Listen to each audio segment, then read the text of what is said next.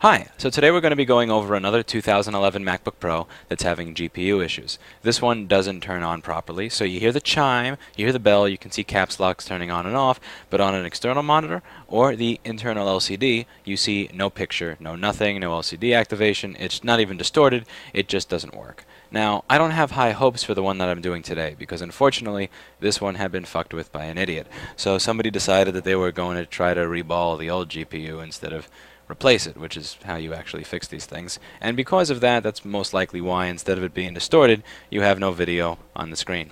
So one of the things that I do with all of these, as I've shown you in the last video, is the first thing that I do is bake the board.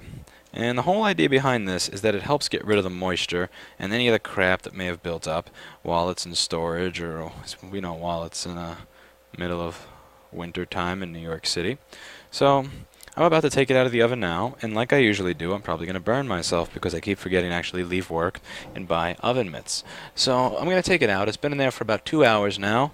We're at 240, 250 Fahrenheit, around there. Okay, we're just going to do this because it's already done, and time for me to go burn myself. So this is something that you should not do, by the way. You should actually have oven mitts. This is really, really dumb.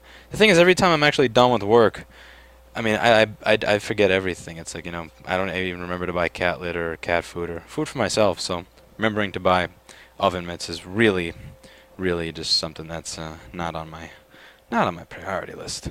Anyway, I really should remember. So here is the Zhuo Mao ZM-R6200c, RRC, whatever, and let's get started.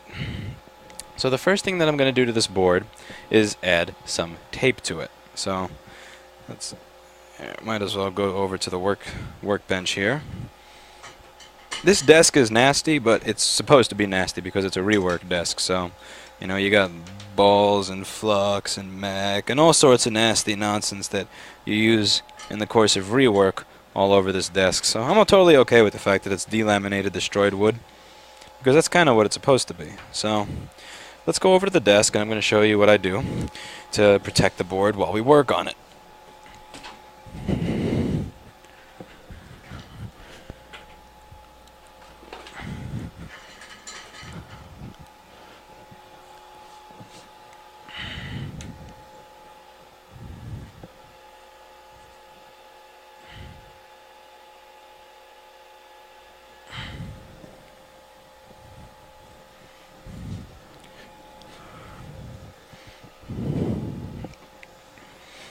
So first things first, on this board they put the video RAM right underneath the graphics chip. So since this video RAM over here, these 4 chips on this board, or 2 chips if yours has less VRAM, those chips are right underneath the graphics chip, which means they're going to be getting a lot of the heat. And if you give them too much heat, you wind up actually destroying them. So I use this tape over here to cover them. Now, one of the things about this tape is that it has paper on one side, and under it, here, this is a tape that I got. There's adhesive. Now, this adhesive isn't very bad right now, but when it heats up, it becomes the most nasty, disgusting, vile garbage you've ever seen in your life. So if you actually put this tape on the board like this, and then want to remove it once the job is done, you are going to be stuck with a mess that gets over your hands that I am not kidding. You could wash your hands for 10 minutes with all different types of soaps, Bronner's, Dove, Dial. It's not coming off. So I would strongly recommend that you don't do that, because it's a terrible, terrible, god-awful way to fix these. And the thing is, when customers open the machine and they see a bunch of goo and syrup and leftover sperm-looking shit on their board, they're going to look at it like, did these people really do a good job? Do they actually give a crap about my business? Do they even know what they're doing? And you don't want that. Again, when people open the stuff that you work on, you want it to look like it came out of the box, ideally. Even though that's not always possible, that should be the goal that you shoot for. So what I'm going to do here is I'm going to cut up just enough to cover the video memory, and then a little overhang to the other side. I'm going to show you what I do with this. So this is about enough to cover the video memory, and then some. I cut this one a little long. And what I'm going to do is I'm going to tape it to the board with Captain tape. So this tape here, this orange tape, is Captain tape.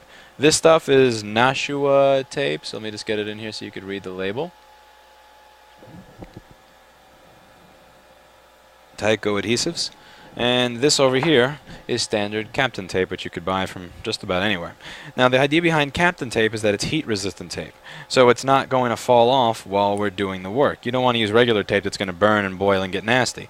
The other thing that you want to be careful of, and let me just show you really closely. So let's say I put this Kapton tape across all these resistors over here, right, and these capacitors. These are actually capacitors, not resistors. So let's say I put that little piece of Kapton tape there, which won't go there because it went into a loop because I'm doing a video. Let's try that again. You're not going to win, tape. Alright, so let's say I put the Kapton tape like this, right? Now, what was going to happen with a lot of new people is that they're going to take this tape off in the improper fashion. And when they take this tape off in the improper fashion when it's done, you know what's going to happen to all those capacitors that were soldered there? They're all going to come off on the tape. That's another newbie dumbass mistake that you're going to see maybe a lot of people make. And I know because I made that mistake for the first time about 3 years ago, and you really remember the first time you turn a $500 board in the trash. So you don't want to do that. So what I do here is I look for a spot on the board where I can put my tape that is flat or attached to really large components. So I'm not going to put this thing over a bunch of components that are small. That's a bad idea. I'm going to take my Kapton tape and I'm going to put it right over here. And again, everybody has different ways of doing this. There's really no right way. The right way is the way that works for you and that your customers are happy with. So if you have a different way of doing it, by all means, do it the way that works for you. I'm not trying to tell you in this video that the way that you do BGA rework is wrong. Rather, I'm trying to give people who are doing it for the first time an idea of some of the things they could do to make their life just a little bit easier. So by all means, if you have a method that works great for you and you're making money and stuff works, you probably shouldn't even be watching this. My target audience here are new people. So then I fold it over, and I'll do it over here. I'll put the piece of tape over here right by the screw hole, since there really isn't much to worry about, as you can see. There's just one current sense resistor looking thing over there, but it's big, and I'm not really directly touching it. So right now, my video RAM is protected. Now, the next thing I'm going to do is go over the LVDS mux. Another thing that a lot of people working on these boards don't realize is you're not just taking a chip off and putting it back on. This isn't monkey see, monkey do robot crap. You have to actually take into consideration the things that are going to go wrong with the rest of the board. You have to have a little bit of an idea of how the board actually works. Now, there are some chips on this board that you really don't want to reflow because they will give your life a living hell. One of them is the SMC, which is down here and far enough away that I don't really have to care. So right over there. And then the other thing that I have to worry about is the LVDS mux, which is right here. I worry about this very much because it is a nightmare. If you reflow this, you're pretty much done for. If you reflow that chip, most times if you reflow it, you destroy it and you have to replace it or reball it, and it's 0.25 millimeter balls. Now the thing about 0.25 millimeter balls is it makes the entire process very, very miserable. And also, I don't really know how to find that chip new, so I'd have to source it off a donor board. And the thing about donor boards is you don't know if the donor board was thrown out because the chip that you want from it was dead. So, as you can tell, that's just a situation that altogether it's best if you avoid. And the way that I try to avoid that is by putting some tape over the mux so that I ensure that I don't reflow it. So, let's see. So I managed to avoid going over a bunch of small things. I'm over one square chip that's fairly big, so I don't believe I have to worry about knocking it off. And also, I'm a bit more experienced at this point, so I'm not as worried about myself knocking things off. I'm just following the practice for the video. And then I put this over here, and there we go. So now the mux itself is covered and protected. Again, it's still going to get hot. Don't get me wrong. It's still going to get hot, but it's just not going to get as hot as it would if I didn't cover that thing. Alright, now the next thing to do is to position this on the station.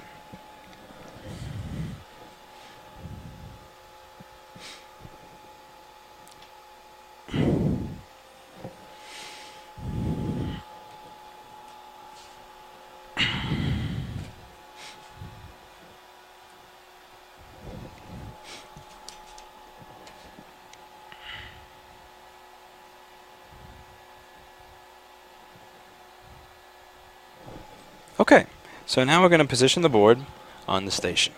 So I have these arms over here, and the entire idea here is that I'm going to position these. You can move these around so that you get these arms in the positions of the holes that are on the motherboard.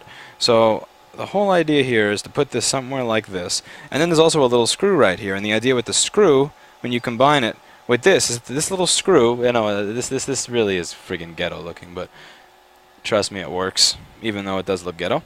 You have this little screw over here that's going to be holding up the bottom of the motherboard, so that when I place it down, it's not just like wobbling and gaggling all around. So watch, I'm going to do this. See, I'm placing the board on the holes where the supports are. Should do this from here so that you can actually see. See how it's wobbling and everything? You have to get it in there properly. So you have to get every single one of those in. And once you have those all in, you twist, and you're supported. Now the thing is, it's still going to kind of wiggle back and forth if you don't have it solidly on that little screw. So now what I'm going to do is I'm going to position my camera so that I can see the balls under the chip. I know, it's really hard not to laugh at this stuff, I know. Trust me, you have no idea. You have no idea over the course of a day just how many times myself and the other person here are like, yeah, so like focus on the balls. And we're grown men. Like one of us is pushing 30. I just turned 26, and still, over the course of a day, we can't help ourselves. It's silly. I know, it's ridiculous. It's asinine, but I can't lie. I laugh. I can't help it.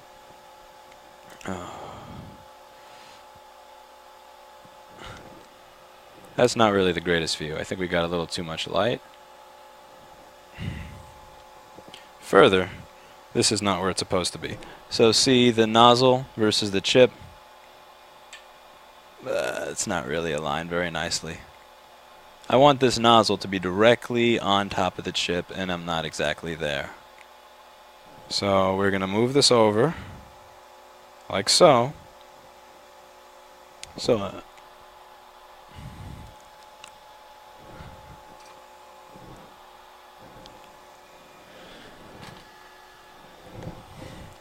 And then we move this up a little bit. The whole idea here is to get the nozzle to where it's precisely on top of the chip. You want it even on all sides. Again, you don't want to be soldering one side of the chip more than the other. That is a really, really god-awful thing to do, and will cause you lots of nightmare, headache, misery, and just don't solder one side of the chip more than the other. You don't want to do that. Alrighty, so that is pretty much aligned to what I can see. It would be funny if it's actually not aligned and you can tell on the camera, but I can't now. Because if that was true, then, you know, you guys would be screaming, it's not aligned, it's not aligned. But there'd be absolutely nothing I can do about it because, you know, I'm in the past and you guys are in the present, or what is to me the future. So, but let's see what we can do with what we have. Alright, so that is done. Now we're going to go back to the camera here. And we're going to try to align it properly. Hopefully you don't get seasick with all the motion.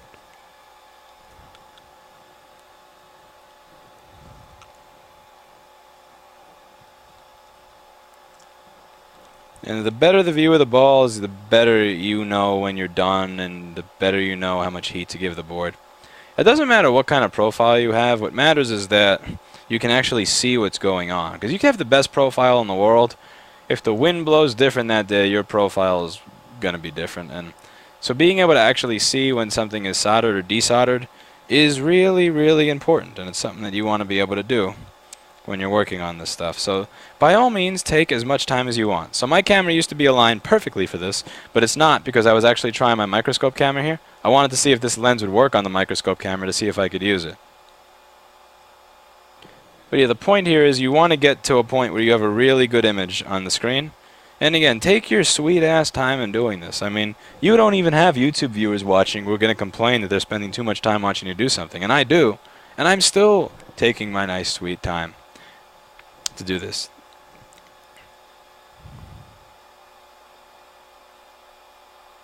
Yeah, for some, I'm not getting the greatest view here. The view in the other video was immaculate. Here we go. So the idea is not to have too much or too little light. You have to have just the right amount. So I find off focus actually works.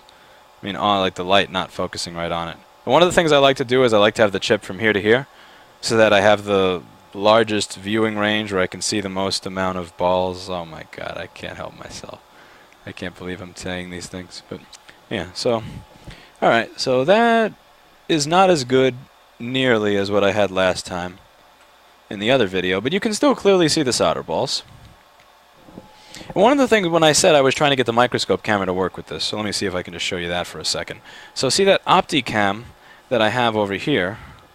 That is the microscope camera. Now I can actually put that lens on here. That's a 1080p HDMI camera, so it has HDMI output on it. And the cool thing about that being a 1080p camera with HDMI output at 60 frames per second is it's actually very, very good quality. I paid like $600-700 for that camera when I bought it. Whereas this camera, again, I'm not going to insult it. I'm not going to insult it because it's good for what it is, but it is a cheap piece of crap. So for a cheap piece of crap, this is a great camera. But just keep in mind it's an analog piece of shit, and analog cameras look like junk. It's just the way they work. Analog cameras, like you just get such low resolution, and when you have this single coaxial output going here to this freebie screen that comes with the machine, you know, again, you get what you pay for. I know exactly what I paid for when I got that camera because I know that I paid very little for it, and I can't complain.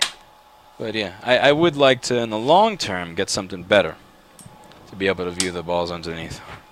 Because again, I like being able to see what I'm soldering. So now on the machine, I'm going to select the proper profile.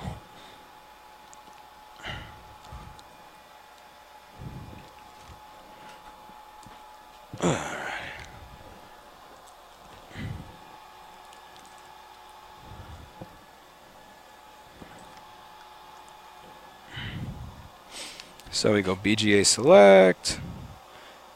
Here we go, lead free, load, and you can take a look at it, see what my profile looks like, see if it, and you really do need to make your own. And again, even after I made my own, I'm still changing it regularly. And there are actually some things in here that I want to change. There is no reason for the bottom to be going to 260. That's kind of nuts. So I'm actually going to change that because I don't want that. There was another profile on this machine that I said where bottom heat unleaded. I mean leaded profile. Now you know my password to the machine. Happy? Anyway, the leaded profile on this machine was so ridiculous. It was something like 275 for bottom heat. I actually had RAM chips fall off of a board a while ago because the bottom heat was so ridiculous. Just ridiculous.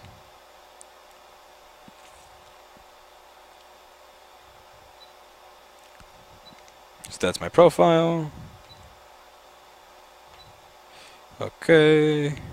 Make sure that the nozzle is in place here.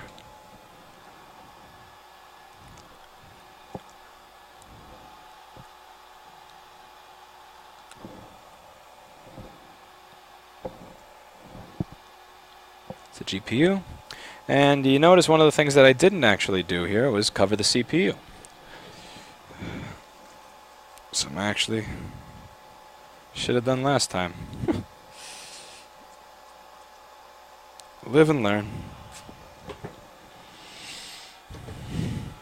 Also, and if you notice, the CPU also doesn't have the edge bonding on it. See? It doesn't have that stuff that it usually does, so it could be that the CPU on this has also been fucked with in addition to the GPU, which is just scary. I hate getting stuff that other people have destroyed. Makes me sad. Because you take my chances of making money and you just kind of poop all over them.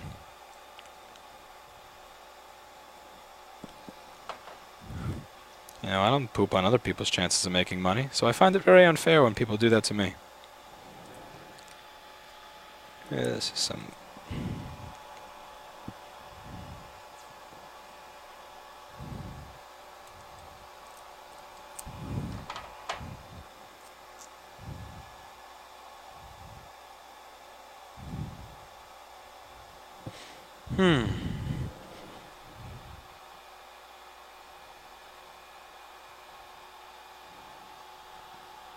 Alright, so nozzle, chip alignment.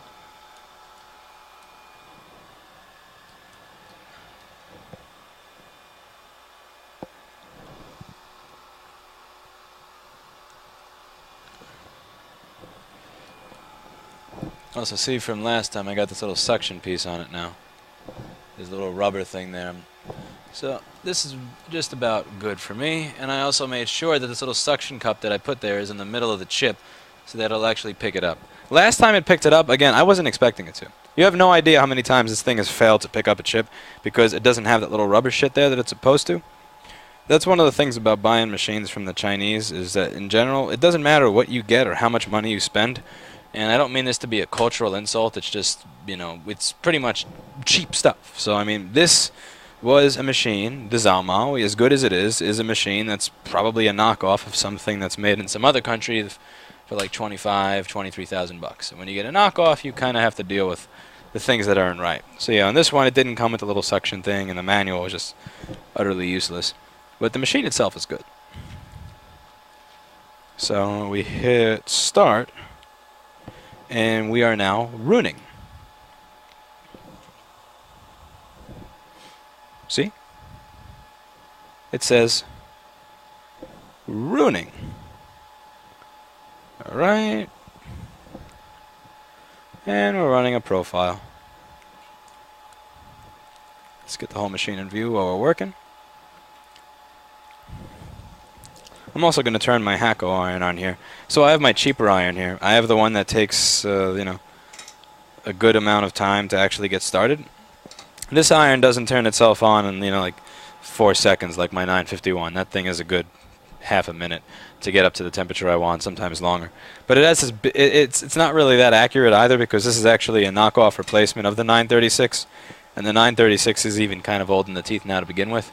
So what I'm going to do is I'm going to try to do the cleaning, some of the cleaning process over here. So what you see a lot of people do is they run leaded solder, or thick leaded solder, over the board because it's easier to work with, because it allows you to get rid of the lead-free solder, and it also pretty much makes it easier to work on the board than if you were using lead-free.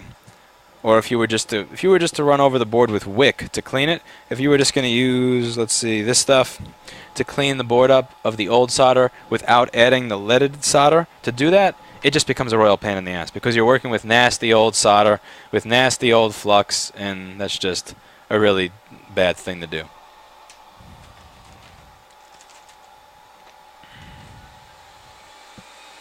So that's going to suck up all the nasty odors. Sometimes I forget to turn this thing on, but I remember to turn the fume extractor on as soon as this thing actually gets busy.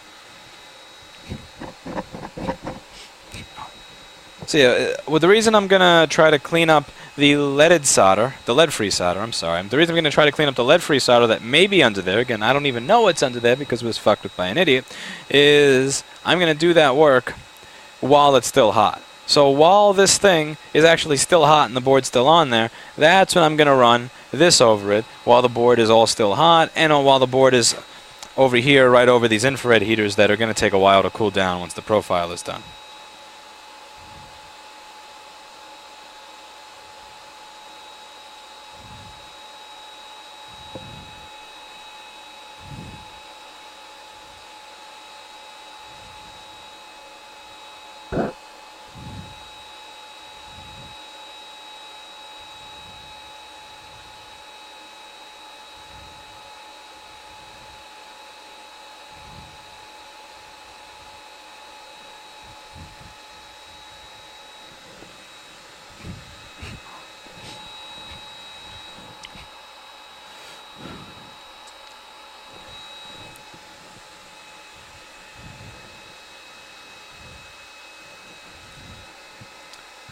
I'm going to pay some good attention here because I have to see when this melts.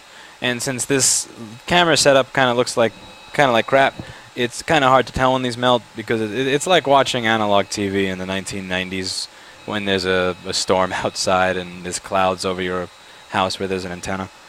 The thing is, I don't know if these are leaded or lead-free. I got to make sure I don't want to run the profile too long, especially since it is a board that has been screwed with and has been put through one heat profile. The more times you run a profile on the board, the more likely you are to screw it up over time. And again, like stuff like reflowing the LVDS mux, you're going to see a lot of new people do that, where they're reflowing a chip that controls the screen, and they replace the GPU and it doesn't work, and then they replace it again and then it works even worse because they reflow the LVDS mux even worse, and it's just, it can all go really, really bad, really, really quickly. if you don't know what you're doing. Unfortunately, the only way to learn what you're doing is to screw things up. Catch 22.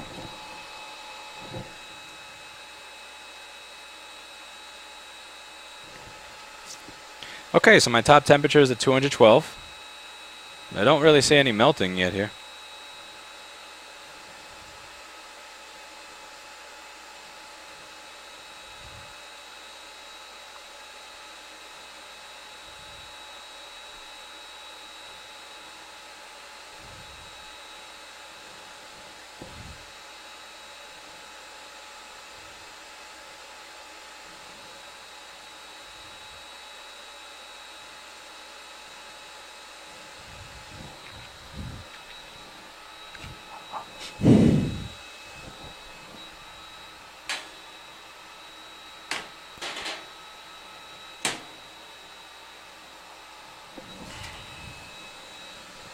Okay, the top is at 217. We're going to final ramp stage shortly.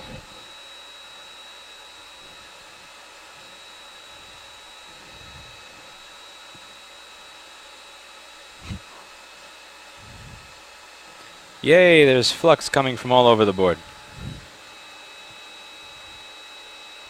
There's flux. You can't see this in the camera probably, but there's flux coming out from under the PCH. Oh. Oh, what did you do, you jackass? I'll be so surprised if this shit actually works. You have no idea how happy I'll be if this thing actually works when I'm done with it.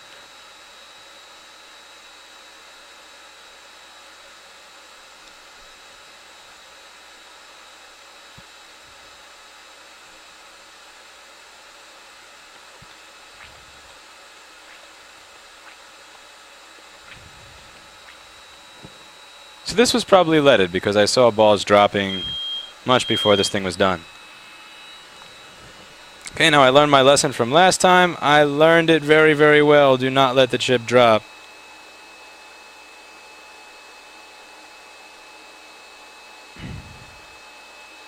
Alright, how do I get this thing to stop sucking it actually? There we go. Okay, this chip I'm going to toss on the desk nastily and mess the balls up just so I remember that it is bad. It's real easy to forget that that's actually the bad chip. Alright, so now what we're going to do is we're going to focus on cleaning the site.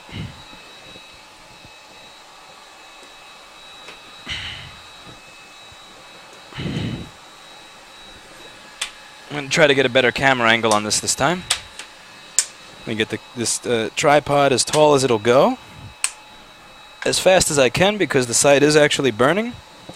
And it will be cooling down, and as it cools down, it'll be harder for me to clean.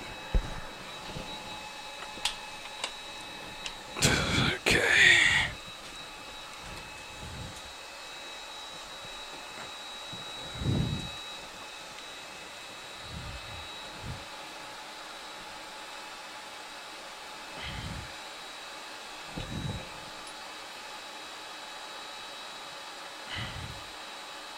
I'm going to try my best to do this from an angle where I'm not blocking the camera, even if it is really, really hella uncomfortable.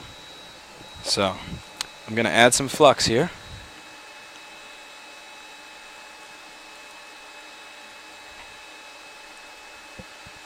Most of it's actually getting burnt away very quickly. And then I'm going to start with my iron.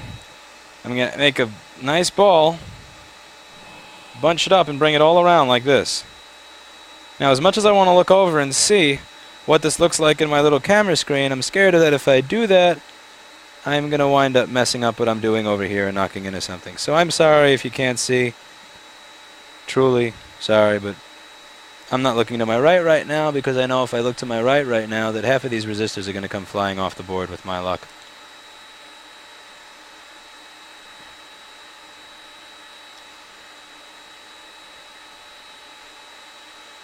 Come on, solder blob. There we go. Alright. Let's go over for a second pass. This is not exactly the most comfortable angle for me, but it allows you to see everything. This is going to take me a little longer than it did the other few times. Some solder on here. And the more you do here to get rid of the junk, the more work you do right now, the less work you have to do later. So...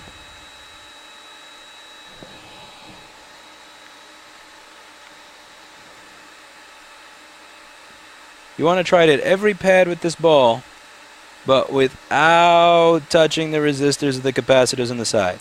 If you touch the resistors of the capacitors on the side, your life will become hell.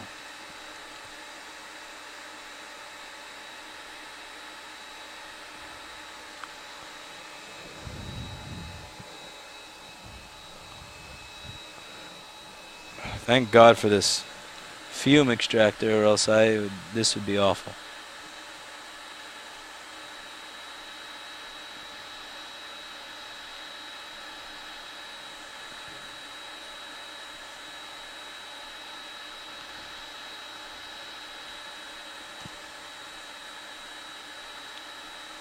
I'm doing my best to barely touch the pad, so I don't even want to really lean my iron on here.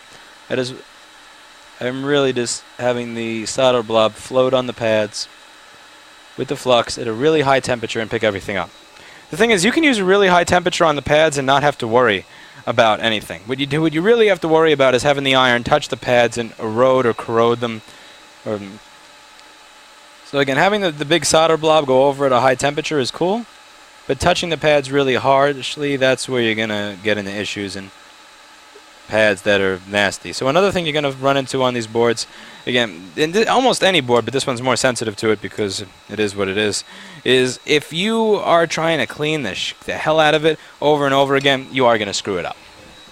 That is what it is. You don't want to clean the hell out of it and wind up screwing it up. You don't want to like go over it over and over and over again, being this little perfectionist trying to make it look perfect, because as I say with perfectionism, you're going to wind up destroying something. Every time you strive to do something absolutely perfect, very often reality sets in and you wind up making it actually worse than it would have been. And it would have been perfect if you didn't try to make it perfect. So don't go nuts. Again, me running the solder blob over the board without actually touching the pads does a totally fine job. So now I'm going to use something called MEC. This is methyl ethyl ketone, something that really is nasty to smell.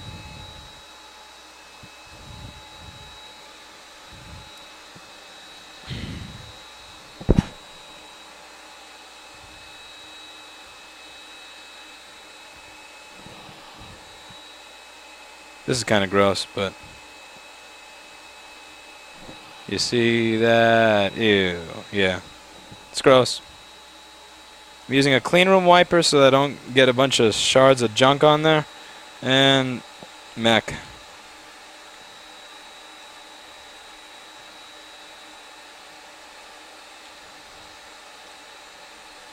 There is so much to clean off of there. Because not only am I cleaning the flux from this pass, I'm cleaning whatever the idiot who originally did this put on there.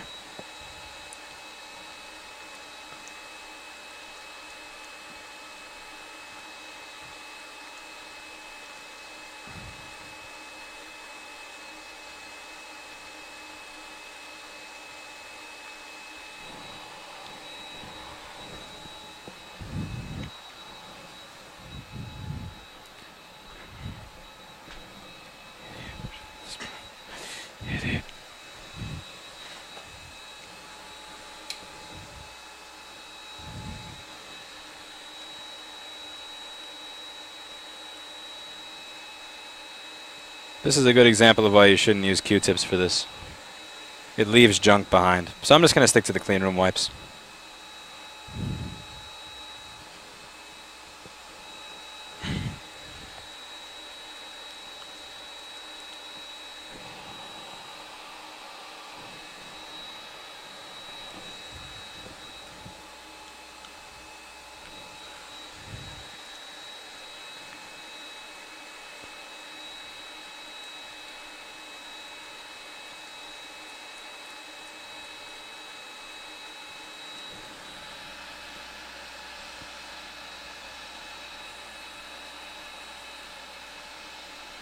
Now keep in mind, I do actually have to lift the leaded solder that I put on there, so I'm not going to go too crazy cleaning it right now, because I'm going to have to redo this again very, very shortly.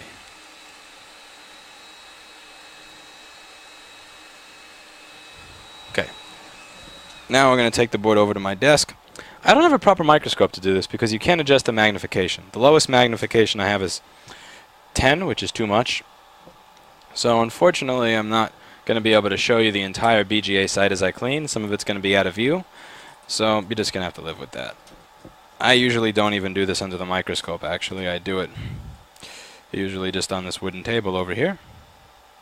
So, oh yeah, I forgot I accidentally taped this to the nozzle. Great. Okay, we lift this off. Okay, and we're going to get to cleaning and looking at this under the microscope a little bit. Alright, so the microscope camera is actually so unfit for this application that I'm just using the camera zoom.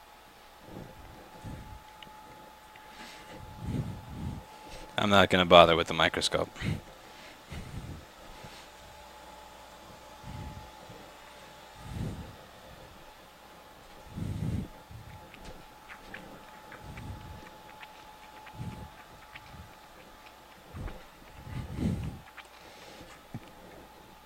Because the microscope viewable range is actually less than what I see, and what I see is so little already that if I do this under the microscope, you're just not going to see anything.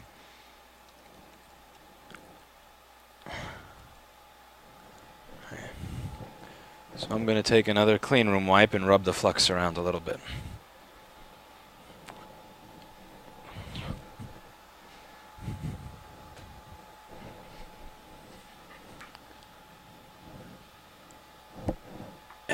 Tripod. Yeah, nice try. Tripod's trying to play games with me. Alright.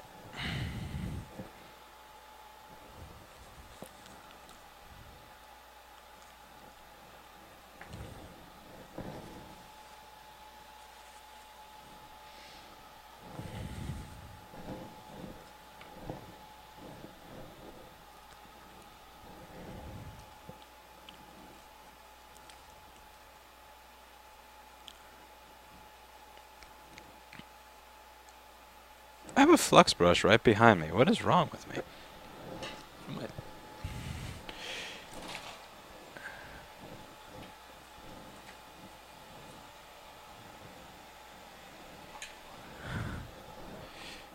Am I nuts?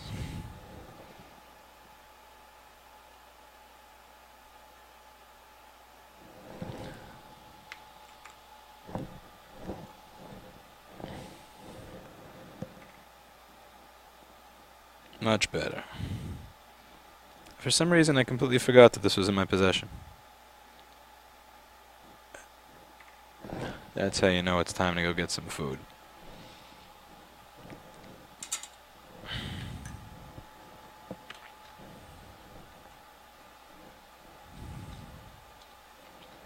This is a cool tip.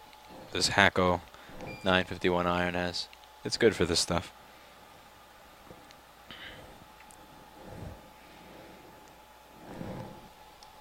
Yeah, I know, the focusing sucks. You know what, let me actually take the autofocus off. There, so now it's stuck focusing on the board even if I put other things in there. I don't want the thing to be trying to autofocus on my hand and crap every time I move in. Let me turn this on so I don't get cancer from flux. Or at least delay it a little bit.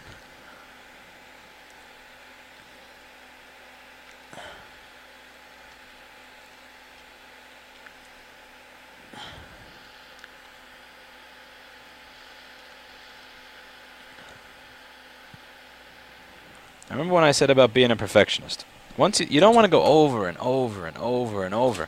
It's going to be tempting, even if you're somebody who's nasty, even if you're somebody who doesn't give a crap what his repair looks like, just because of basic human nature, you're going to want to go over that one more time to clean it. Truly, don't stop. You've done one cleaning. Go over it to see what spots you missed. Look in a microscope and see where you missed things, and then go over the spots where you missed things. Again, have discipline for this. Just don't go cleaning and cleaning and cleaning and cleaning, because what you're going to do is you're going to wipe the pads off and then you're going to be screwed. It's real easy to do that. Alrighty. And it's not about iron temperature, it's not about the wick you use, it's not about any of this crap or the type of leaded solder you use to replace the lead-free. That has shit to do with it. What it has to do with is your hands, how you use your hands, how many times you choose to go over it. How hard are you pushing with this iron? Are you like going ding and ding, or are you going like really? That's what this shit has to do with. Don't read forums and go over all this crap where they're going, if you have this wick, this will never happen again. If you use this desoldering iron, this will never happen again. Your temps are too high. If you lower your temps, no. It will happen again if you're not doing it properly. What matters is feel. Feel is important. And you have to just get used to what it feels like to rip pad off of this board versus what it feels like to not rip a pad off of this board. So buy some dead, destroyed, damaged, fucked up ones for 15, 20 bucks. Remove the GPU, put it, and then actually feel how much pressure it takes to remove a pad. How many times do you have to go over it with your amount of pressure? I don't know how hard you're pushing with your hands. I'm pushing with my hand a certain amount. There's no way for me to relay to you how hard I am pushing the iron. There's no way for me to relay to you what speed I'm moving this with. That's something that you have to understand through feel. So we can talk about temperatures and the type of flux and the type of solder all day, but what really matters when doing this is that you understand how it feels when you're there. And again, don't be a little OCD lunatic. I mean, if you see that one has a tiniest little bit of solder, just let it go. Only again, like it's gonna get melted, I assure you. The only thing you should worry about is if you miss something huge.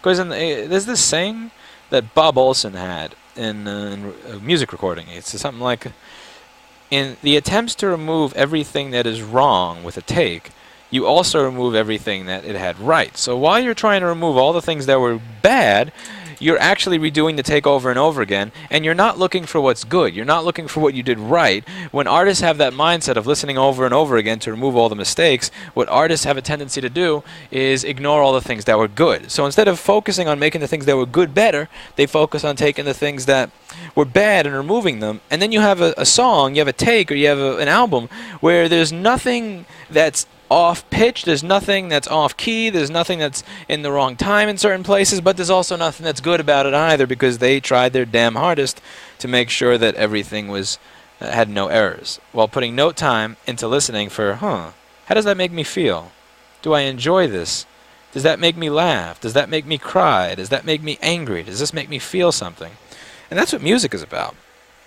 I don't know where I got to that from this, but point is, perfectionism is just a fail in so many ways. Good is great. Perfectionism is bullshit. Now I'm going to clean this with the mech, and since I am going to be putting a new chip on here, I do have to be more serious. This actually does have to be a clean site. I mean, you can't have dust and flux residue and also braid residue in the way here. That's bullshit.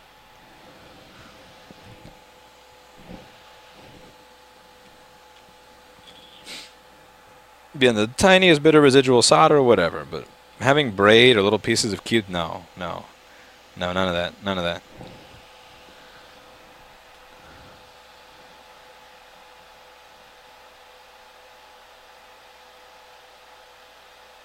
Very good. All right.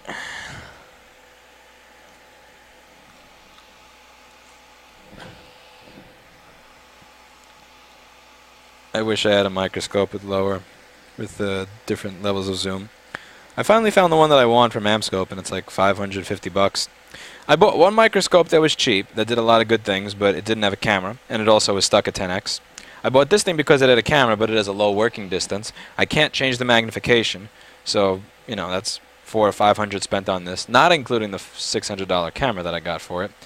So it's like, I'm just at a point where I'm tired of spending. So, I mean, I would like to do this in the microscope and see the entire thing in the microscope as I go. But I'm done spending money. I bought a lot of stuff this year.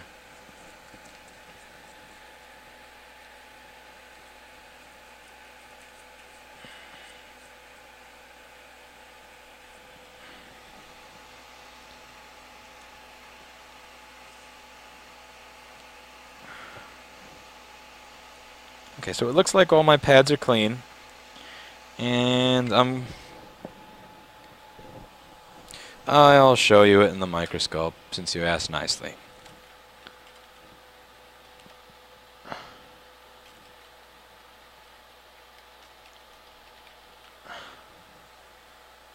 Happy. Alright.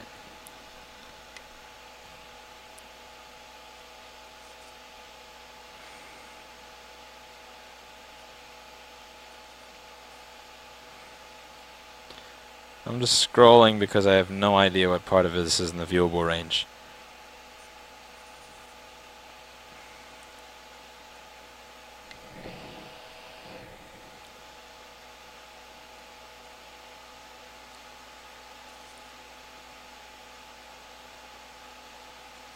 You got some spots like around there that look scary, but I'm assuming that those are power pathways of some sort or a ground plane that are attached together. Again, my hopes for this are low because it was fucked with by an idiot, but let's see what we can do.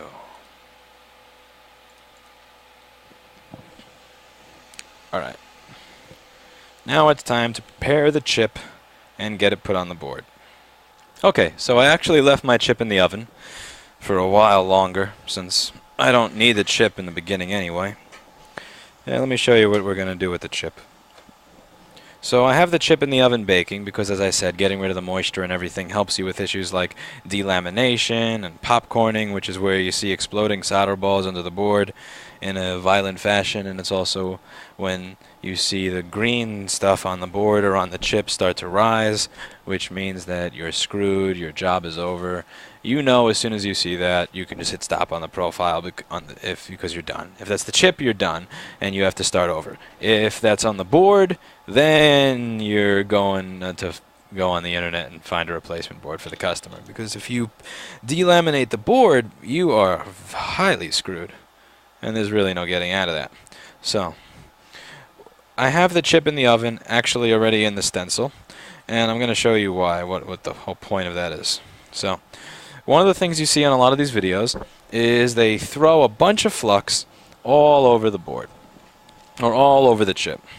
I don't like that because then I actually see it all exploding and everything in real time, and yeah, I'm not burning myself, and I'm not a fan of that. So what I'm going to do here, you're still boiling hot. Ow. I'm an idiot sometimes. I don't know why I'm touching this. What I'm going to do is actually apply the flux only to the balls. So I'm going to use this brush and I'm going to apply the flux only to the balls of the chip.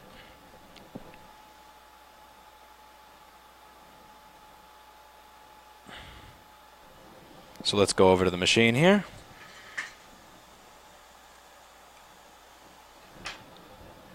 I'll also give that a second to melt. I'll also give that a second to cool. So right now it is cooling. I was touching a part of my hand that is completely calloused, so I didn't feel a thing. But if I touch that to a regular part of my hand, I will probably scream in pain like a little girl. So I'm going to let it cool for a little bit. I've let this cool long enough. Going to remove the Captain tape. Put it over here so you can see.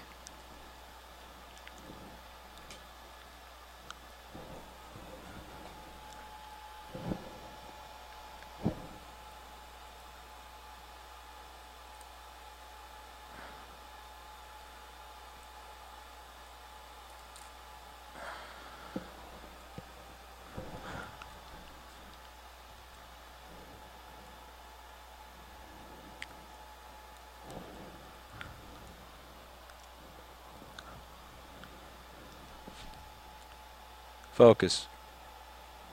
Focus, focus, focus.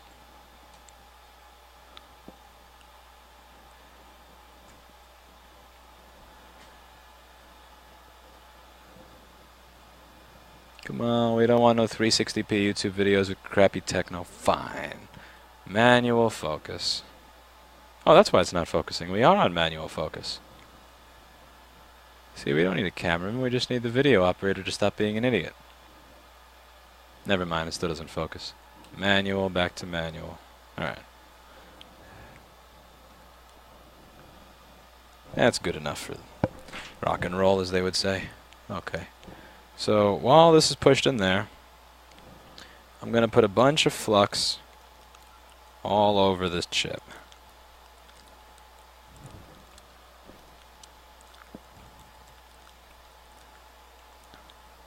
Well, no, when I say over the chip, I mean the stencil, because the chip is obviously in the stencil right now.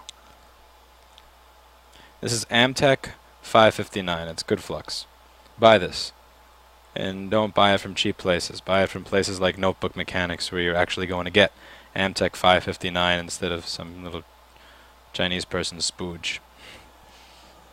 Okay. Now I'm going to take the brush. I'm going to do this. I want to get flux on every ball.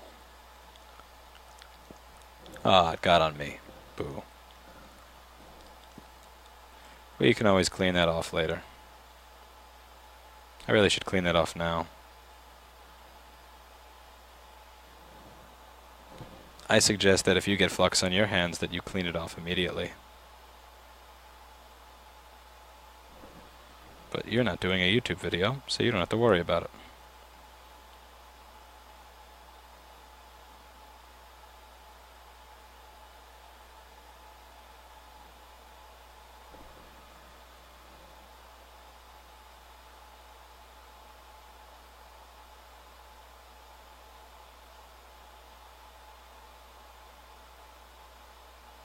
I'm confident at this point that I have flux on every ball. So now I'm going to position the chip on the suction thing. Forgive me for not adjusting the camera right now, because I know if I go to adjust the camera, I'm going to drop the chip. So, one thing at a time. I can't help myself. Now I got flux on my camera handle. Alright, autofocus. Come on, focus on the machine. Focus on the nozzle. Here we go. Alright, so I hit manual vacuum on there. Whoa, that's suction. Okay, before, I don't know if you noticed, I used to have to take this thing out and futz with it, and sometimes I'd mess with the flux underneath the chip. None of that right now. That when you put that little piece of rubber there, it just sucks that thing up good. Now to wash my hands before I get cancer. Mrs. Mayer's Clean Day. Liquid hand soap. You should treat yourself to a nice hand soap if you do this crap every day, especially if you're dealing with dirty-ass people's laptops all the time. And not to insult the customers, because like 9 out of every 10 customers is kind of clean, but there's always that one customer that it's just like that little kid in Charlie Brown with the dirty blanket. I mean, you know what I'm talking about when you get a customer that looks like the Charlie Brown dirty blanket kid, and everything you touch is just disgusting. And you compound that with the flux and the solder and the bullshit, and it's like, man, I don't want to touch this BS. Alright, let's get the camera back where you can see everything.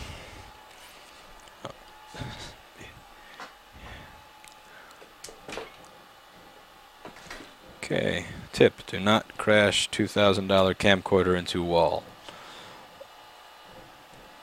Alright. Do not repeatedly crash camcorder into wall. Okay. So that is not remotely aligned. That's actually terrible. That is awful. What the hell is this? Oh, what is this? Just falling into my camera. Get the hell out of here. I think that was a bar that we used when we ran the electrical wiring for this machine. Alright. So there are these little twisty turny knobs that you can turn to get the alignment of the chip right. So the blue balls are the chip and the yellow balls are the board. I know. Try to resist laughing. It's funny. I know it's funny. I know it's funny. This is not even remotely aligned.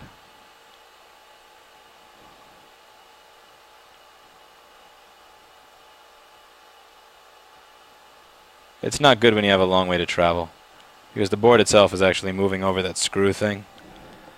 Yeah, I didn't... No bueno. Yeah. Alright. I wasn't actually prepared for it to suck the chip off that well, to be honest with you. That's why. If I were doing that properly, I would have known, like, I'm going to put the chip on over here. But it literally just grabbed the chip out of the stencil. It was not something I was prepared for. Get this away for now. Alright, so let's try this.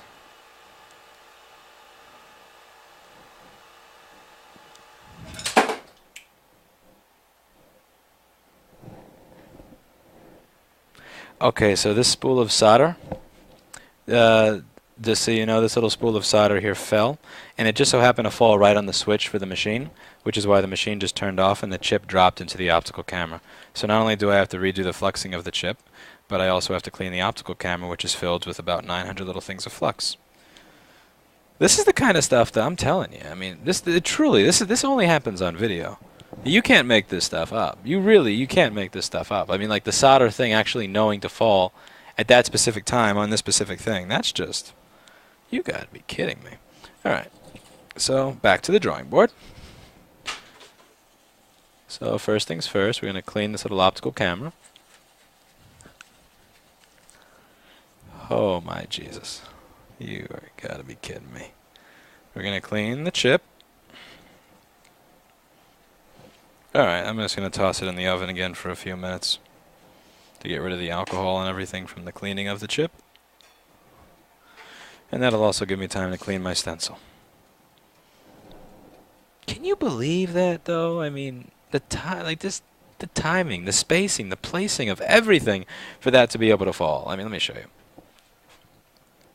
Like it's down. The switch is down here. I mean, you really get what I'm saying now when I say the worst luck in the world. I mean, look at this. Look at this. Look at this. So, this here is the switch.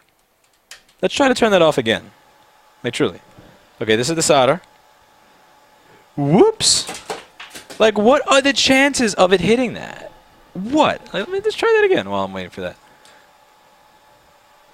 Whoops. Whoops. Whoops. Like, are you kidding me? I mean, that it actually decides to hit the switch while it's up there. Well, not only while the chip is up there, but in the middle of a video. I mean, that's just... You really have to laugh at some things, or else you would just cry at the unfairness of it all. So I'm not going to show you the cleaning and the putting the flux on the stencil again, because I already did that on camera, and you already know how that works. I'm also not going to edit this out of the video just because it was inconvenient and highly humiliating. Because as I've said, in the real world, things don't always go as you planned.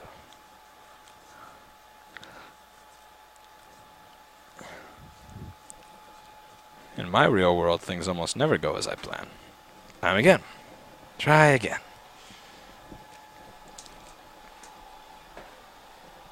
Yeah, alrighty.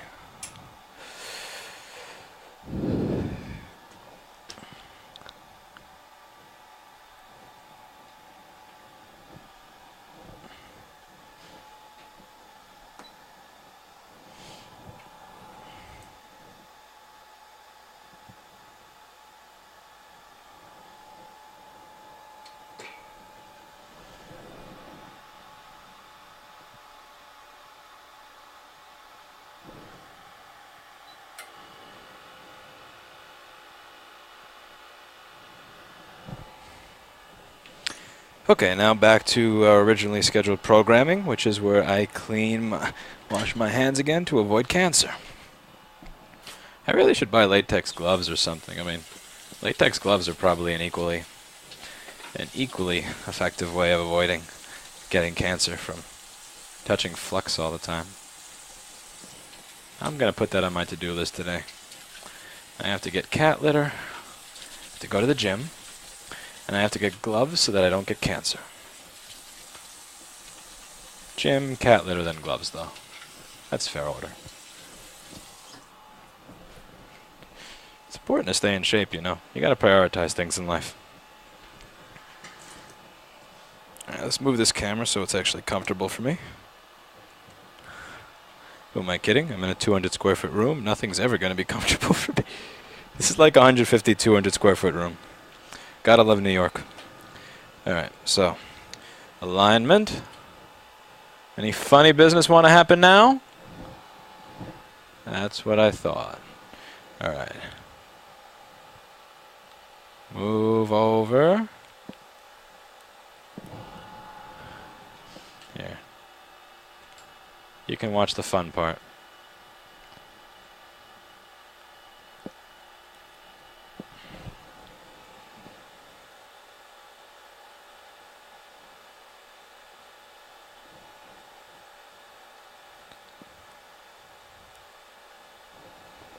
Zoom in.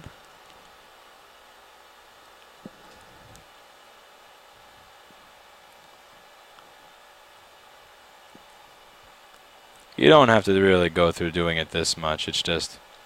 Thing is, I paid the extra to have a machine where I can go nuts if I so please, so... And this is my way of getting my money's worth. It's also like a sick little video game. Zoom out. This is good. That is good. Alright, now we bring the chip down on the board. Zhuo Mao. Zhuo Mao. No funny business, machine. No funny business. Alright. I'm going to block the camera for a second, and my apologies for doing so, but it is really important that I can visually confirm that what I'm seeing in the camera is real.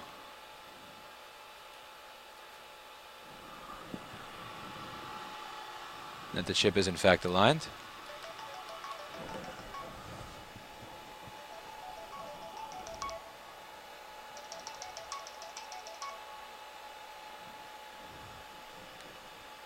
Hello?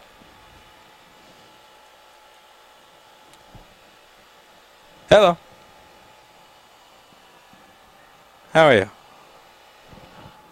Checking. Alright, so yeah, my friend and... Alright, so yeah, the guy who just came in was actually my first boss for my first real job in Manhattan. Dave Levitt from Progressive Music. So, a long time no see, so I went to talk to him. And back to this. So I take off manual vacuum, and once manual vacuum's been off for a second, I'm gonna... You mother. Tell me you just moved my chip. Alright. You know what? Enough has gone wrong tonight that I'm actually just willing to risk it. I really think that this actually moved my chip. Even though I turned manual vacuum off and lifted it, that little rubber piece that I put there, the little rubber piece that's supposed to suck up the chip, may have actually moved it out of alignment. But yeah, let's take a look in the camera, because I just saw the thing move a little. I don't know if that was just my eyes deceiving me because it's late, but...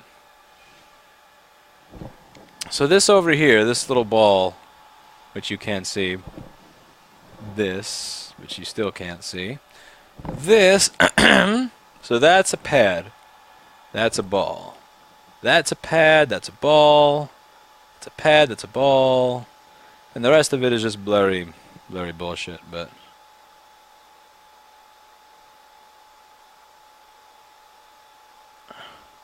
Alright, so let's hope that this is good.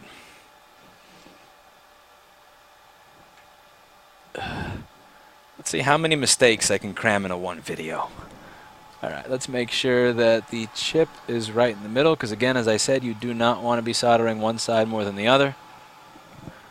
It's bad.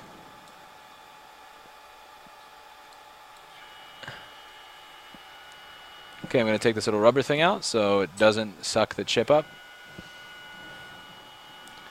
Though with my luck today, it probably will. Alright, let's see what happens here. Here goes nothing. Start. Ruining.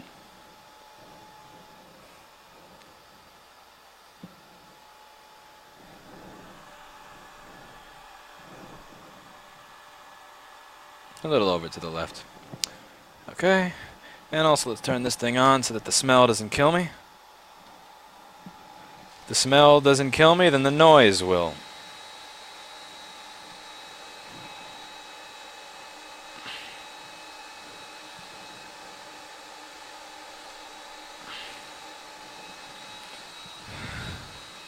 Okay, how many things can go wrong in one evening? Let's see. So watch the balls melt. We're only at a top temperature of 50 Celsius, a bottom temperature of 126, and an infrared of 66, so we're not going to be seeing anything real happen just yet. I might as well throw this in here just for kicks. I'm not taping this to the board. This is a thermocouple, so it's going to be way, way off. But just out of sheer curiosity, let's see what it says. I'm placing it next to the chip.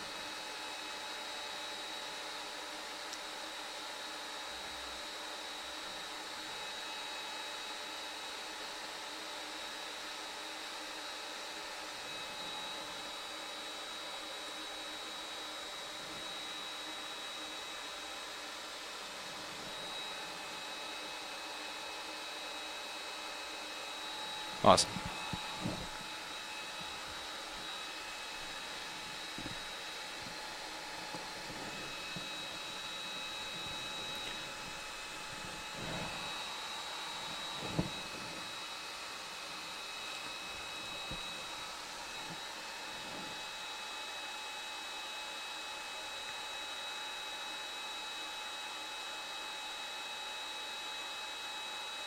You want to adjust, honestly, you're not adjusting it so you can see one thing perfectly. You want to adjust it to where you can see the pad and the ball. So pad, ball, pad, ball. You wanted to see those two distinct spheres.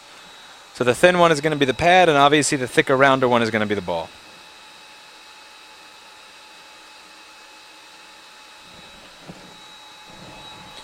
Whew.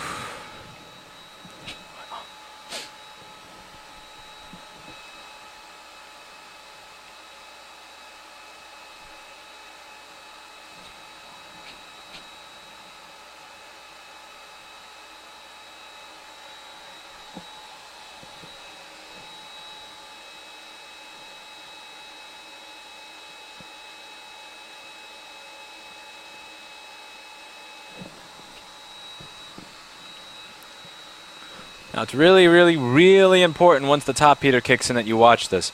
Because the thing is, this looks like such crap because of the combination of the heat, the flux, the fact that you have no space, and the shitty camera. This looks like such shit that it's really hard to tell when the ball is melted, about to melt, versus solid. So you need to be staring at it perfectly so that you know exactly when it started to melt. You can look at the time and tell exactly how long you're going so that you have an idea what's going on. You need to just stare at this monitor for 3 or 4 minutes. And I know it's a pain in the ass. I know it seems like a waste of time, especially if you're impatient and don't like paying attention to things like I do. But if you want to make the money and you want the thing to actually work properly when you're done with it, this is what you do.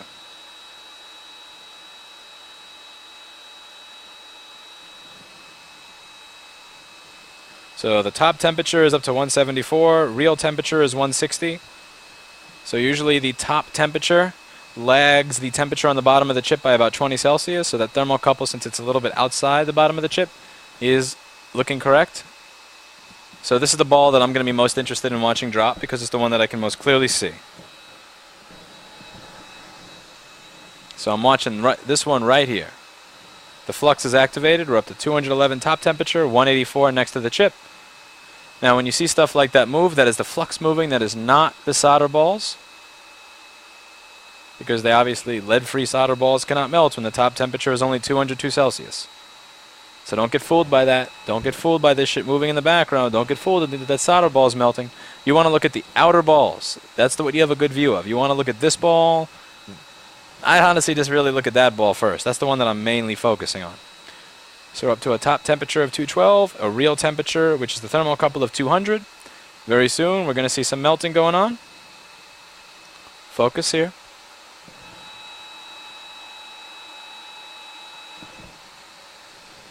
Top temperature is 217, and it's been there for a while. Now we're close to going into the final ramp stage. So in a second, we're going to go to the final ramp-up stage, and at the ramp-up stage is when you're going to see the heat, is when you're going to see the melting here. Well, let's see how much the chip shifts as well. If the chip shifts like crazy, I know it's just totally misaligned. So the chip just dropped. We're on the final ramp stage, so give it like maybe another 10 seconds. So this is pretty much melted. About 10 seconds after all this melts, let's... Okay, and the chip dropped. I'm going to take the nozzle up a little bit.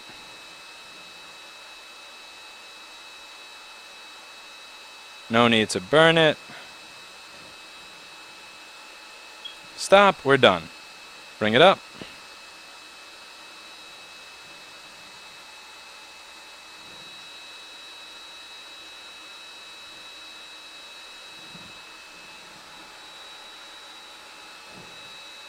And you're going to start watching and you're going to see that the balls are actually going to turn solid soon.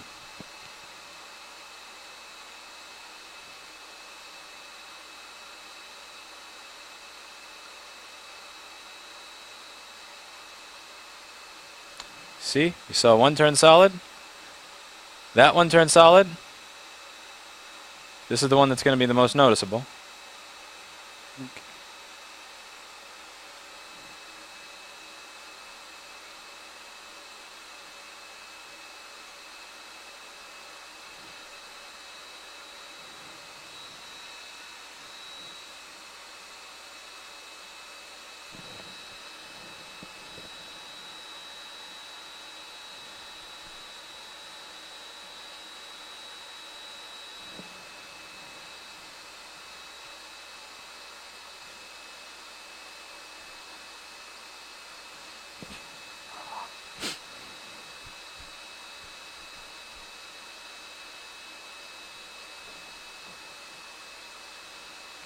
And we're going to let it cool for a little bit. So I just turned on manual cooling, which is where the nozzles start shooting out air, but they're shooting out cold air. There's no heating element on it.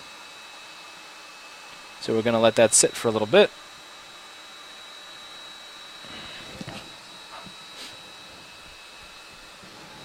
So I'm just going to remember, as a reminder, this is the old chip that I'm going to put over here. That old chip is going to go back on if this board winds up having been screwed from the original work that was done to it.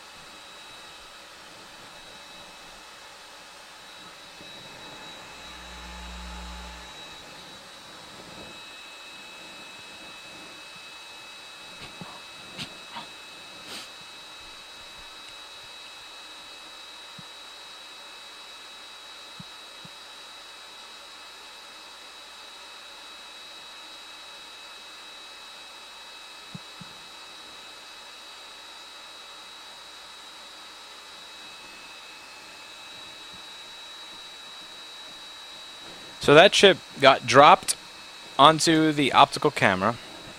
After being dropped onto the optical camera, I put it back. I put it on there after reapplying the flux and cleaning it before reapplying the flux. This nozzle actually moved it because the suction was so strong on this little rubber piece that the little suction from the rubber piece didn't want to let go of the chip. And this is a board that had been fucked with before I touched it. What do you think is going to happen when I turn it on? Any bets?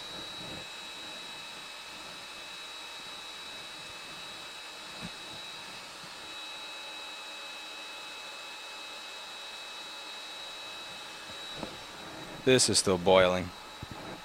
We're going to get a shortcut to cooling this off.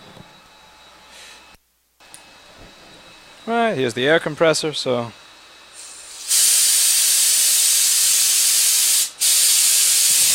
I'm pretty far away.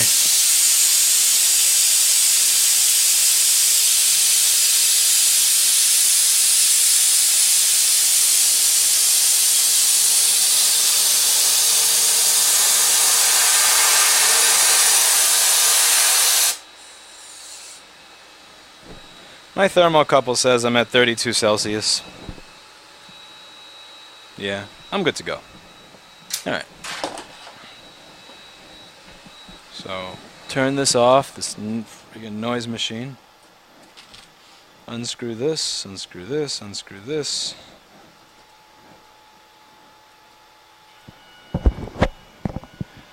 Yes, noise machine.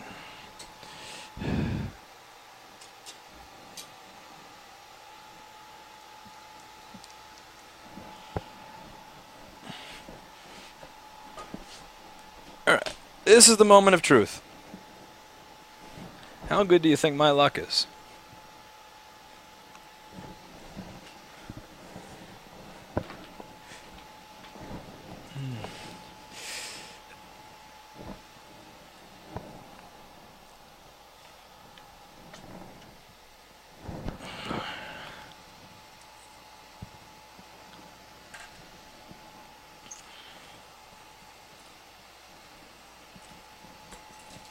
My poking stick.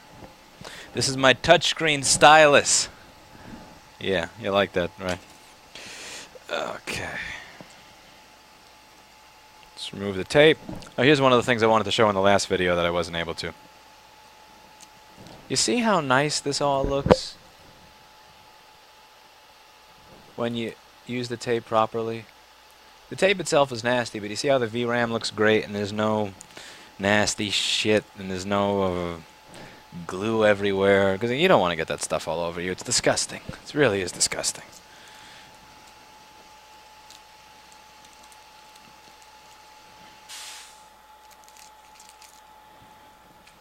Get the tape off. I've taken no components off of the board with the tape. That's excellent.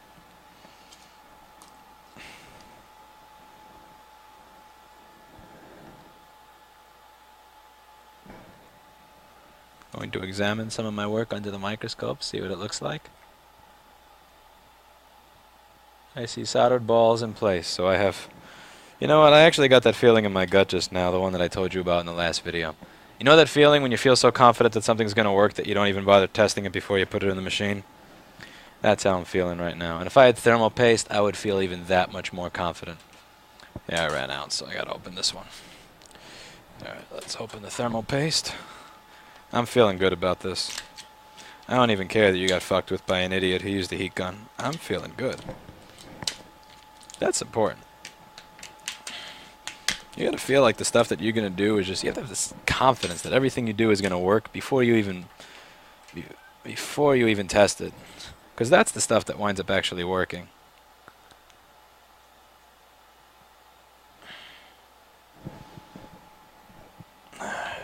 Even though I already cleaned this stuff before, I'm cleaning it again because it probably got dust or any sort of junk on it in the meantime. So all this heat sink, all this thermal compound, I don't just go over it once and go blah blah blah blah blah with a toothbrush. I knock all of that junk off of the board. I don't want a single speck of anything sitting in between my heatsink and my processor or my new video chip other than very, very cleanly applied thermal paste. Keep in mind, this is a big reason that this crap fails to begin with. They use junk thermal paste and a shitty heatsink. And I can't really change the shitty heatsink, but at the very least I can change the shitty thermal paste. So the thermal paste that I use here is Tunic TX4. If you want to go Google right now, so right now it is December of 2014, there is very little in terms of thermal paste that is better than this. And yes, I actually was enough of an OCD freak to read reviews of thermal paste. And you know, and I know that every single site is going to have a different bias or different testing methodology, but so many websites have this as ranked as like the best one amongst 5 or 10 or 15 others. When you have enough sites that agree on one thing, very often it is actually true. At the very least when it comes to benchmarking. So you have one site that's a little like off all the others, then you have to question whether the majority are wrong or whether the minority are wrong, but it's not just the majority or the minority. Virtually, if you Google right now and you just look for the reviews, almost every site shows Tunic TX4, this little tube that I just used, as being some of the best stuff that you can get, even though it is, you know, it's 12 bucks for this bullshit little tube. It's like another couple of bucks for shipping. So it does cost good money, but I don't, again, as I say in all these videos, I don't want to see this guy again. I want to see him again if he's going to buy candy next door. I want to see him again if he's walking by with his dog and he just happens to see me and say hi. I don't want to see him again with this laptop. I never want to see him again with this laptop unless maybe he wants to get an SSD to replace this junky Toshiba 500 gig mechanical drive that's in here. So I do whatever I can to keep people from actually having to come back here for the same thing. What kills me is I was reading this thread, I think it was Mac Rumors, I'm not 100% certain. It was where this person was saying, yes, Apple uses Shin-Itsu paste. Where do I source the Shin-Itsu paste so I can have the exact same that Apple uses? I mean, again, I don't make fun of Apple users for being brainwashed. I'm not one of those people. If you use Apple products and they work for you, as I've said in many other videos, use Apple products and they work for you and they help you make money and you like them, God bless you. Again, I want them to work for you to make money. But when you say, I want to use the exact same thermal paste that Apple uses, you're brainwashed. You just are, because you are so brainwashed into the idea that everything this company does is perfect that you can't see the things that they do that are clearly asinine, ridiculously wrong. And the thermal paste that they use, it's just bullshit. It's complete bullshit. And you know, there are a lot of companies that I like, but I admit the things that they do that are violently, horribly wrong. I love Lenovo. They're an amazing manufacturer that, you know, has over the last year fucked up their product line terribly and destroyed it, and I've done videos on it. You know, a true fan of something, a true fan of a company or a product or an artist is somebody who is going to admit when they've done something wrong and provide that feedback. Because you see, if we don't provide feedback when the company does something wrong, then how are they supposed to know that they did something wrong, and how are they supposed to learn from it? You think you're doing a good thing by always standing by a company or always standing by a product or an artist when they're doing something that's god-awful terrible, but the reality is that they're not going to know that they're doing something terrible unless you tell them. Now, there's this quote from Oscar Wilde that I think really applies here, which is, real friends stab you in the front. The idea is that they're not, you know, they say that your enemies stab you in the back. So those are people who are going to sneak up on you and say bad things or cost you your job or your promotion, or, you know, cheat, like they're going to get your wife to cheat on you with them and things like that when you're not looking. But real friends are the people who are actually going to say, listen, man, I'm sorry to say this, we've been friends for 10 years, but I'm in love with your wife, and I told her about it. You know, again, it may seem like a scummy thing to do, but the real friends are the ones that, when push comes to shove, are going to stab you in the front. My dad always used to comment on this and go, you know, and my stepmom, and go, you know, real friends don't stab you at all. You know, but that was taking it a little too literally, in my opinion. But, you know, if you believe a company is amazing and great and you want to support them, you know, tell them they're using thermal paste that is complete bullshit. They're using heat sinks and thermal designs that are complete bullshit, and it's screwing up their products. Because they need to know. Because they'll change once they know. But they can't change if they don't know.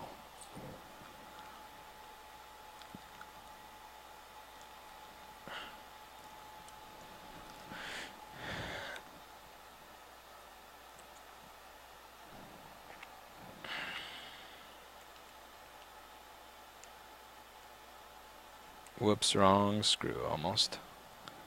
Those two screws are the smaller ones.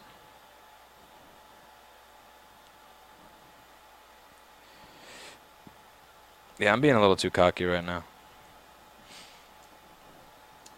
I mean, for all I know, the guy who brought me this laptop is the one who tried to reflow it with a hairdryer or a heat gun and burned his everything.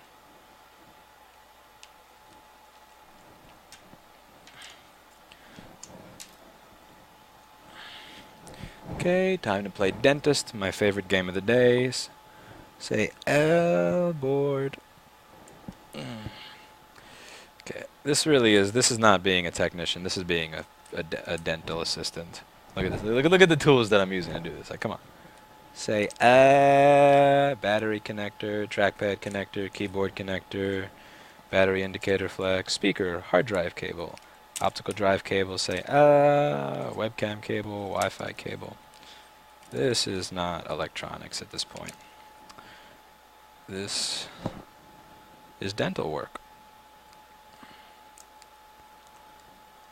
Man, I really do feel cocky. I'm actually plugging in all this stuff already. I mean, there's no need to plug in all this stuff just to see if I get a picture on the screen that doesn't have lines on it. I'm feeling really cocky right now. Oh, I'm even plugging in the webcam. Man, I got some long-term thinking going on here. I'm never taking this board out again. Okay, let's get the RAM. I gotta plug both RAM sticks in instead of one. So not only am I cocky that my GPU works, I'm cocky that I didn't kill the RAM slot.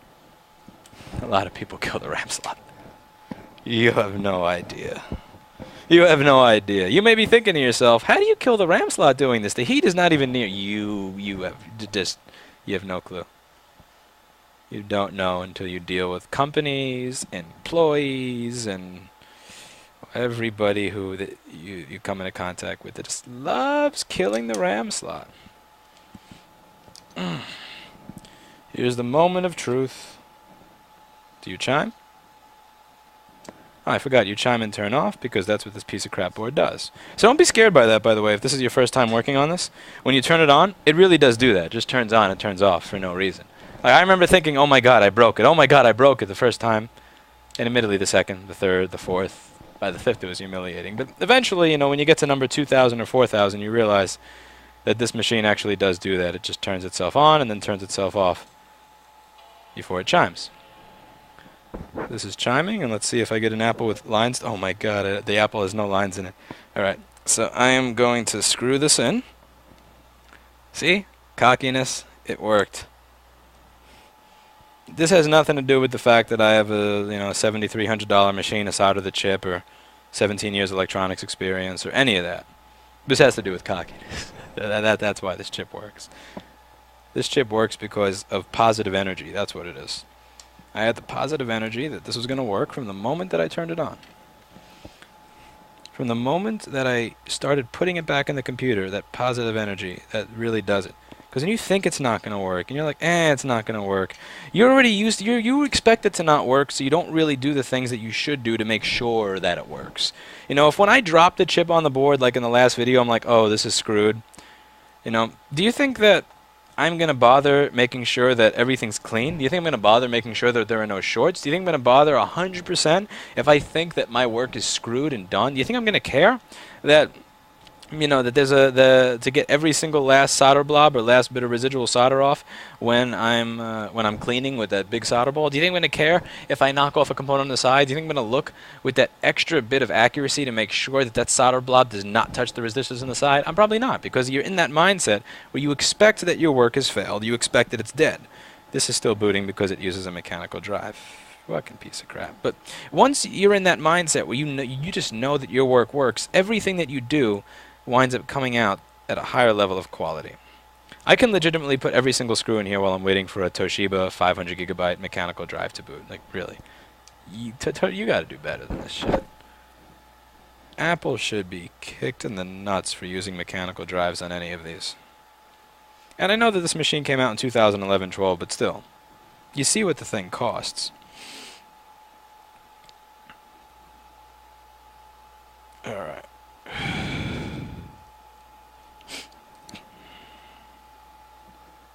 Okay, so I logged into guest user. So in the last video, I actually got a troll saying, you never showed us it working, you just showed us a blink. That's because every time I show the computer working, every time you find some little memo with the phone number of the person's girlfriend or some crap on the desktop, and you make a comment of it in the notes, and that person winds up getting a phone call, and they're like, why am I getting trolls from YouTube? Like, are you filming my stuff? Are you taking my data? So no. Okay, so this is logged into guest mode. So what I'm going to show you right now to show you that this works, albeit slowly with that shitty Toshiba drive, what I'm going to do is I'm going to open Photo Booth, because Photo Booth activates the discrete GPU inside the machine. So if you have messed up video when it's just standard regular in the OS, or you have that green fuzzy shit, that could be an Intel integrated video problem. But if you have lines only when you open Photo Booth, that could be a problem with the GPU. So I'm not going to run ASD yet because my gym actually closes in, let's see. Yikes, it closes in 40 minutes and I gotta get running over there. So I spent extra time doing this. So all I'm gonna do is I'm gonna force quit this join Wi-Fi bullshit. Because honestly, if the drive in this computer is dead, I don't even care right now. I can deal with that shit tomorrow. I really just want to see that my GPU works. Holy, come on. What, are you fucking kidding me? Like, this is the thing about mechanical drives. Mechanical drives, it's not like mechanical drives are standard and then SSDs are fast. Mechanical drives are broken. Like, once you get used to using an SSD, a mechanical drive in the machine actually feels broken. Like, my friend said that, you know, he gave his dad a few machines and he set them up, and for a moment the guy had to go back to using a machine with a drive, and that his dad kept calling him into the room to say, the machine is broken, it has a beach ball, what is this spinning thing, there's a beach ball, it's broken. And it's like, he said, no, Dad, it's not broken. You're just going from your PCI Express solid-state drive with like 1 gigabyte per second read speed to a 500 gigabyte Toshiba. So as you can see, I've opened Photo Booth, and even though it's taking forever because of the garbage mechanical drive, you don't have lines down the screen or color distortion or any of that bull crap. So the GPU is actually working fine. And again, this thing can get Apple Service Diagnostic tested and firm-marked and all that good stuff tomorrow. I got to get going to the gym, or else I am going to miss it. And again, the cool thing here is that not only... Okay, let's go over the stuff that happened to this. It was reflowed or reballed by a moron. Then a second moron worked on it and took the chip that he was going to use on this machine and dropped it straight into the optical camera of the BGA rework station. After that, I put the chip on the board, and while I was placing it on the board, it moved because I forgot to remove the little piece of rubber suction. So I'm only supposed to use that to pick the chip up, not to actually put it back. So it actually got moved completely, which is why you had to see it move so far back into place at the end of the profile. And after all of this crap, this process was still what? Like, again, including video, including me taking my sweet-ass time because I'm doing a video and adjusting the camera a million times in the middle. Whole thing's like an hour, hour and 30 minutes. There's really no reason. There's no reason with a good machine, if you know what you're doing, that this process from start to finish should take more than an hour and a half. There is absolutely no reason. When you get a Zhuo Mao ZM-R6200c, you should be able to blaze through, if you're not videotaping this, you should be able to blaze through 7 a day. If you're not a jackass like me and you're actually fast at BGA rework and you're not dropping shit and screwing shit up the entire way, you should be able to do maybe 10 or 20 of these a day with this machine. Truly, seriously. So, you know, you should ask about buying one. Because again, you could buy the cheapo-ass Scotel, you could buy the cheap-ass like Scotel stuff and the Honton stuff. And I shouldn't compare Honton to Scotel because Honton seems like a better brand than Scotel, even the Jovi stuff. But when you buy a machine like this, everything it just works. I mean, you can see what you're doing well with the camera system. You can align the chip properly with the placement system. And, you know, the profile runs the same every time. That's what I like. Because with that Scotel that I had, my biggest complaint with the Scotel IR6000 V4 that I had is that every time I ran a profile, the curve was completely different. I wasn't out of my mind. I hooked it up to the computer. 3 p.m. I ran the profile. I started off with the machine totally cold. It did this. Then I let it cool down completely. I ran it again at 4:15. The room temperature could not have changed more than like 1 degree. It did this. Then I let it run again at 5:45. It did this. Like every single time I ran it, it was something different, which means every single time you run it, you're going to be screwing up a board. The cool thing about the Zhuo Mao ZM-R6200c that I got from Advanced Reworks, every time you run this machine, I mean every time you run it, it does the exact same thing. And if you're looking to do volume, if you're looking to make money off of this, what you need are repeatable results. You need the same thing to happen every time you touch that machine. Because again, I'm trying to think big with this. I don't want to think about like, okay, I'm going to save 500, I'm going to save 1,000 here, and I'm only going to add maybe 10 minutes to my work time a day. I may only mess up 1 more job a day. I'm thinking in terms of I want to do 10 or 20 of these a day. That's where I want my company to be. I want to be at a point where 10 or 20 BGA jobs a day ain't nothing but a thing. And if I want to be at that point where it ain't nothing but a thing, as Aaliyah would have said, and age ain't nothing but a number, I need to have good equipment. I need to have tools that minimize things not working right. Do you need alignment system? No, you can align it yourself, but that increases the factor of human error. Do I need the camera system? No, but it decreases the factor of the profile not working the way it's supposed to because the weather changed or something, or that board started off less hot or whatever. You know, do I need the profile to run exactly the same every time? Well, actually, yes, I do. I'm not putting up with a profile that runs different anytime. And when you buy this machine, it really does work wonders. So, and also there are a lot of people out there that are selling this that are not exactly selling legit stuff. So one of the comments on a forum that I'm on, this guy, I asked about the price of the machine, and I told him about $7,300, and he goes, "Oh, I bought it directly from factory. When I buy direct from factory, it's only $4,000." I'm not kidding when I tell you that literally like 2 days later, this guy was posting on this forum going, "Help! I popcorn all my chips. I need help with profile. It not working. It popcorn all my chips." And it's like, yeah. Do you want to spend $7,300 on a professional rework station or $4,300 on an easy bake oven? Because here's the thing, if I'm spending like $100 versus $200, I may go with the cheap thing just because Worst case scenario, I'm at $100. But if I'm spending like $4,000 to $7,000, I'm gonna cry if I lose $4,000. I'm not gonna cry over $100. I'm not gonna cry over $100. But if I spend $4,000 on something and it winds up being an easy bake oven, I may just break down and cry, or you know, wind up going on a killing spree and shooting everybody, because that is something that's it's sad. So you know, spend the money right the first time. You know, there's a saying in the music industry when it comes to getting nice microphones, because everybody in the music industry starting out is usually broke. You know, beg, borrow, or steal. I'd really recommend avoiding the third one, but the first and the second one, you know, beg and borrow to get the tools that you need. And yeah. So I showed everything from start to finish, and as you can see, the job looked fairly clean. So I zoomed in on the bottom of the board. And again, one of the things that I want people to see when they open my work, when they open the bottom cover of a machine that I worked on, I want it to look like, oh my God, you can barely even tell that you replaced the GPU. It looks great. That's what I want people to think. I want people to get the impression that the work done here is quality. I don't want them to get the impression that I tested their computer by playing 1080p high-definition porno and then spooging on the board and mixing it with a little bit of flux afterwards. Because you know, there are boards, you know, that there are boards where it really does look like that, and they've come from not mentioning where. Gonna keep my mouth shut on that one, but you just, it's nasty. I mean, if you have to do rework on it, or let's say the customer breaks their screen after you fix their GPU and they try to replace their own screen and they blow a backlight fuse, you got to open that again, and you really don't want to touch what looks like a bunch of spooge. It's just, it's disgusting. So take my tips on how to use the tape properly so you don't wind up getting that spoogey junk all over the board.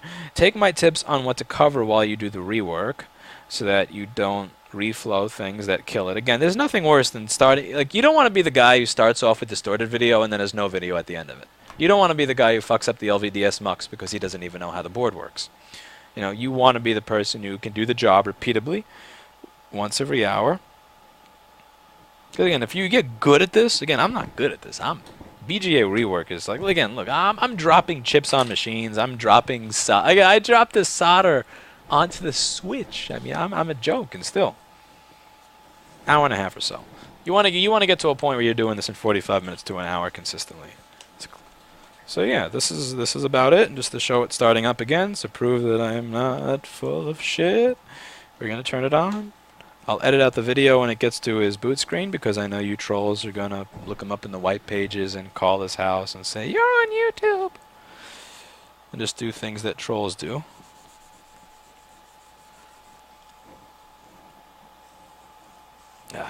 This had no image before.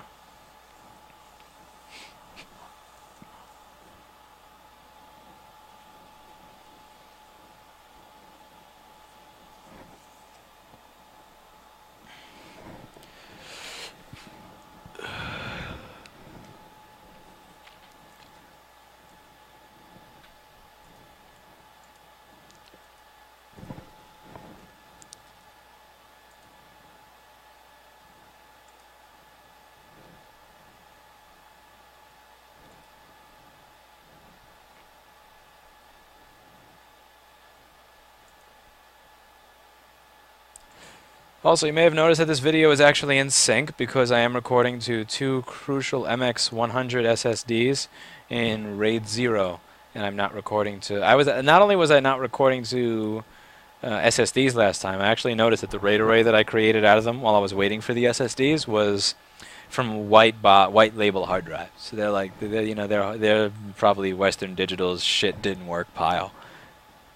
I don't know where I found those things from, but.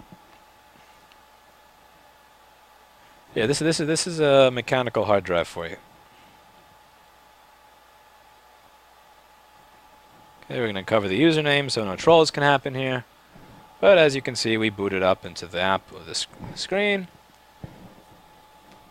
Has an Apple on it. And I'm done.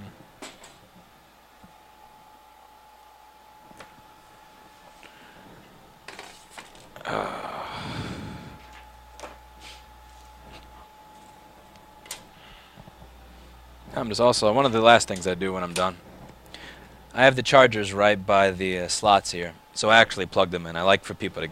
that's another thing. I'm talking about impressions. And when you're charging for service, for looking at every little thing you do, I want him to see that he has 100% battery when he gets this back. I want him to actually pick it up and notice that not only does it work, but it's cleaner than it was before. The keys don't have little sticky stuff on it like it did before. And that it's 100% fully charged. So even if you dropped it off here at 0%, you should leave at least 50, 100% charged. But anyway, that's the whole thing. So if you have any questions on this machine, you should go to the advancedreworks.com forum. So advancedreworks.com/forum. Join. Ask questions about the machines. Don't buy the cheap shit. Don't buy the cheap shit. You know, again, the owner, David, is going to disagree with me on some things. And a lot of people there are actually going to disagree with me on a lot. But just avoid the cheap shit. Like, if you're going to do this work, at the very least, start with something like the Zhuo VR8500, or start with something that you're not going to have to upgrade from later. Like this machine that I have here, again, I'm going to have this machine until I'm at a point where I'm doing 100 a day, and even then I'm just going to buy like another one of these things. You really don't need more than this, but buy something that you're not going to have to upgrade. Don't make the mistake I did. Don't buy a Scottle IR6000. And can you do work on it? Yes. Can you do volume, repeatable work on it? Hell no. Again, if you can, God bless you. You're a better tech than I am. But I would suggest you save up to get something good. This is a 3-year-old machine. This, in my opinion, is a junky 3-year-old machine. I can still sell that machine for $750 to $900 if I upgrade it right, or even.